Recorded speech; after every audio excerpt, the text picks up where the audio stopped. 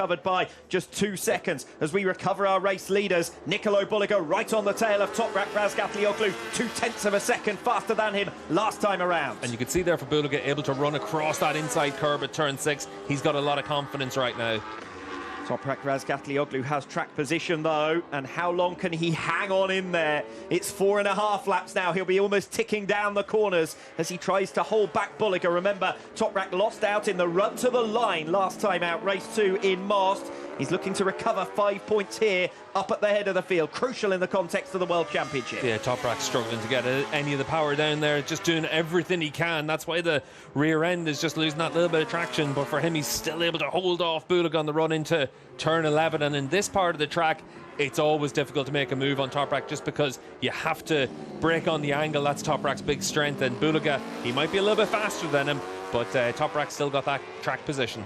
Difference over the last 4 laps of that margin that was 6.5 of a second, that's now come down to less than 0.2 of a second between Toprak Razgatlıoğlu and Nicolo Bulliga. They come through to start lap number 18. 4 to go then for Bulliga to find his way through, but he's looking increasingly menacing at this stage of the race. Yeah, for Bulliga, let's see if he's able to get close enough into turn 4 to try something. Turn 6 is the key thing because that sets you up down in towards the Querta at turn 8 at the end of that back straight. Toprak's just been told by the team again on the pit board to make a change to his traction control. They're trying to open that up a little bit to just give him a little bit more feel out there. Through the exit of Rio then, left-hander now at turn 6, 130 kilometres per hour through there. Then the speed builds to one of the top speeds on the circuit, 280 kilometres per hour before heavy braking into La Quercha. Is Bulliga close enough? The answer is no. Razgatlıoğlu holds on again, but another bit of a moment under heavy braking there. Yeah, Toprak has a little bit of an endo into turn 8, but he's able to collect it nicely and hold on to that lead. So you can see down in towards turn 9 and 10, Bulliga's going to be a little bit wider through here to try and give himself the chance to get in the gas a little bit earlier than Toprak. But you can see through that section, Toprak's able just to exit a little bit better. And for Bulliga, he's got the slipstream, but Toprak's got good top speed. And Razgatlıoğlu lives to fight for another lap. Yes, but we know how strong that Ducati is through Curvone and now in towards turn 14. He's not going to be quite close enough this time around, as you say. He's counting down the laps now at this stage for Razgatlıoğlu. Another brilliant demonstration of just why this man has been sought out by MotoGP for next season. And again, why Bulliga has been for 2027 and why Ducati want him to lead some of the development on their bike with the Pirelli tyres for the new regs in 27. These two riders have shown themselves to be the class of the field. And once again, they're able to fight it out all the way through. And Toprak's not counting down the laps. He's counting down the corners right now. 3 laps to go. Who blinks first? It might take an error from Toprak Razgatlıoğlu to concede this place. Bulliga 2/10 back still with 3 laps to go. This is the fight for 3rd place. Petrucci 14 seconds back from your top 2, fending off Alex Lowes. It's only half a second to Locatelli and only a second to Sam Lowes, with Bautista 7/10 further back. 3 riders immediately in the mix, and potentially Sam Lowes and Alvaro Bautista as well if they can close in the final stages. Yeah, Locatelli's crew were hanging out over the pit wall trying to give him as much encouragement as possible. Locke last time around 0.3 of a second faster than the riders in front of him. Petrucci's bottling everyone up, but he's still able to hold on to that 3rd position for a podium spot. Strong enough in the straights, Petrucci, to be able to hold on every time Alex Lowes gets close to him. He even came past at one stage as Alvaro Bautista attacks the back of Sam Lowes now. Through La Quercha on lap 19. Needs to dispatch Lowes quickly because there's 1.2 seconds ahead of Sam Lowes to Andrea Locatelli, who's in 5th at present, but 4/10 now covering 3 riders in the race for the final step on the podium. Yeah, and for Bautista should be able to get a bit of a run on Sam at this section of the track, but it's one thing to get yourself alongside. You need to be able to do it early enough into turn 11, and Lowes able to hold off Bautista again. Sam Lowes struggling at this stage of the race. Bautista not close enough to make his move, you fancy, in towards turn 14. But next time around, Bautista should be looking to get through. Just for Sam as well, still lapping within 2/10 of a second of his fastest lap of the race, so good consistent pace.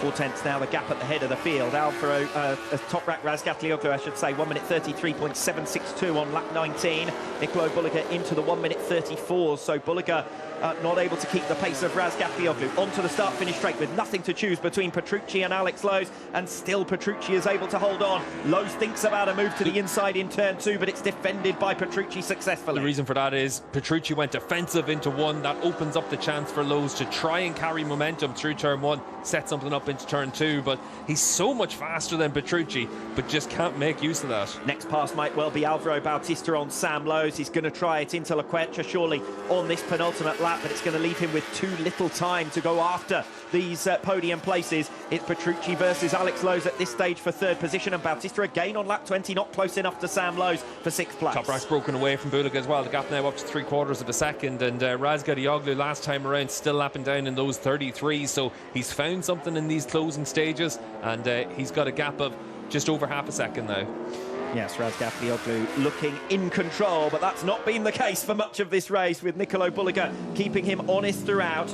Petrucci 15 seconds further back, holding on ahead of Alex Lowes. Andrea Locatelli still there, and still only 2 seconds between Petrucci in 3rd and Alvaro Bautista in 7th. What might have been but for a disappointing qualifying for Alvaro Bautista. That's the story of Alvaro's season, and unfortunately for him, if you qualify badly, you put yourself in this position rather than being able to fight it out for the podium spots or trying to go with your teammate. But for Alvaro, he just has to try and salvage a top 6, top 5 finish, but he hasn't really been able to make much of an impression on Sam yet.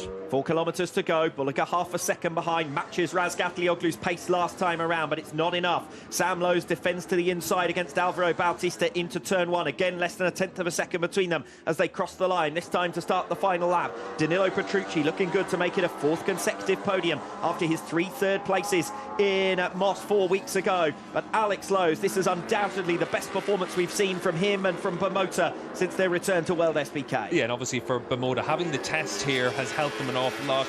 Everywhere else we've gone other than Phillip Island, they've really had to try and just find something over the course of a race weekend. Here they were able to have a base setting from the outset. Last attempt into Laquecha for Alvaro Bautista. Sam Lowes goes defensive. Bautista now will try and square it off and gain the momentum and the run in towards turns 9 and 10. He's not quite close enough into 9. The door is left half ajar. Bautista slides his way in. Super stuff from Bautista, but he's going to overcook it through turn 10, and Sam Lowes just picks the bike straight back up. Now it's the run towards Curvone, and perhaps the final opportunity for Alvaro Bautista. Twice he's been a little bit rash there trying to make the move on Lowes. Frustration for Bautista setting in as he sits down in 7th position while his teammate chases down Toprak Razgatlıoğlu, but he will not be close enough.